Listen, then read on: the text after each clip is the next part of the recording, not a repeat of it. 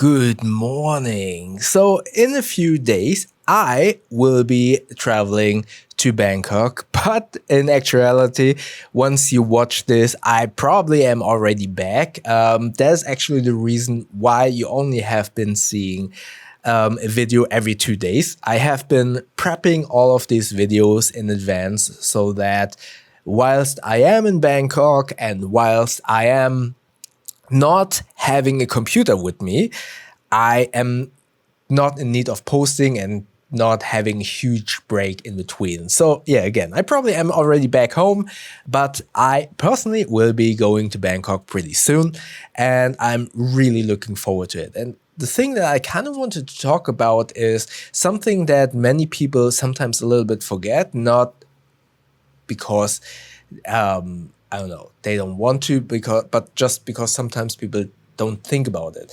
And that is knowing a couple of words of the language of the country that you're going to. It goes a huge mile to know a couple of words. Not obviously. No, I guess no one really expects you to speak the language completely wherever you're going. But just knowing something like hello or thank you, or maybe where is the next lavatory, or that was delicious, that stuff like that, at least know hello and thank you and no and yes. Those things are extremely helpful and at least show a little bit of effort, of respect, and of interest. Because, yeah, I mean, I just know here in Germany, if someone, for example, a hello here in the north of Germany is moin. If there's a tourist is saying something, is coming to me, it's rarely. I know that it's rarely that this happens. But I would say if someone comes to me and says like moin, and then speaks English, it's kind of cute. And it shows effort. And if you're going to countries like Southeast Asia, just knowing hello gives so many people a little bit a good vibe and shows, okay, you put a little bit of effort in your vacation. And I don't really get why so many people don't do it. It's just 2 or 3 words, right? It's just hello, thank you, yes and no. Okay, 4 words. And it's something, yeah, that I personally try to do wherever I go. And not only is it fun, but I do honestly feel like it is some form of respect because you are interested in specific things about the country. Also, speaking of learning and respect, I do believe it is really important to know some of the cultural habits in the country that you're going to.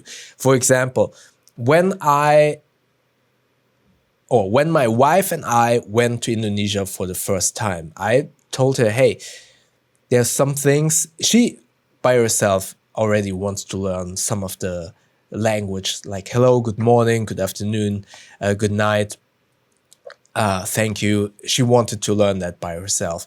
But I made her aware, hey, do not take any change or pass something to someone else with the left hand. Use the right hand. Also, you don't point at stuff. Germans, unfortunately, do that quite a lot, or put their feet on stuff. I don't really... Even not knowing those cultural things, respect things. So in Indonesia, you're not supposed to point with your feet. You don't put your feet on top of stuff because they're dirty, right? And I just don't get sometimes here in Germany. That's my pet peeve. I don't like that at all. When people put their shoes on a seat to tie their shoes. And especially if either I'm sitting right next to him or it's in someone's home. I don't get that. That is so disrespectful, and that is, you don't know what you, and it's like, oh no, my shoes are clean. Yeah, maybe now, but maybe you walked through dog poo and maybe you cleaned it off, still it's disgusting. Even if you wiped it off a little bit on the curb or whatever, there's still some fragments of poo on there, and I don't want that on my seat. And then potentially I sit down on it, and I don't get why people do that. That is something that is very disrespectful, and those are the small little things, especially the one with only using your right hand. Or in some countries, it is really frowned upon and unpolite to touch a child or someone else's head. You don't do that in some countries. Knowing those things is really important and either shows respect or, in worst cases, if you don't do it, could get you into troubles, like going into a religious temple without kind of covering your knees and your shoulders. It's stuff like that. Maybe you just don't understand it, but you are a guest in a different country. Just like, and this goes to many Westerners, and I feel like and don't get me wrong, I'm not generalizing here, but I do see it quite a lot of time. Some Westerners or some Germans ask, hey, you are a foreigner here. And I noticed that with myself, with racists. And I didn't do anything wrong, but they are like, why don't you do this or that? Or why are you eating with chopstick or with hands? That's disgusting. And eat with a fork, but I'm at home. Sometimes we ate with our hands at home or use chopstick or stuff. Honestly, that's the kind of thing that was back in the 90s. So I got called out in a very racist way with that. And I noticed stuff where some Germans are like, oh, you're a foreigner, you're a guest in our country, you better do this and that. Then I see those same people basically on Bali going into the supermarket without a t-shirt. And then I'm like, would you do that in your country? If I, as a person of color, went into a supermarket here in Germany without a shirt, I would get arrested because of disturbance of, of public disturbance. And they go to Bali and say like, oh, it's hot. I'm going here into this supermarket or in this clothing store without a t-shirt.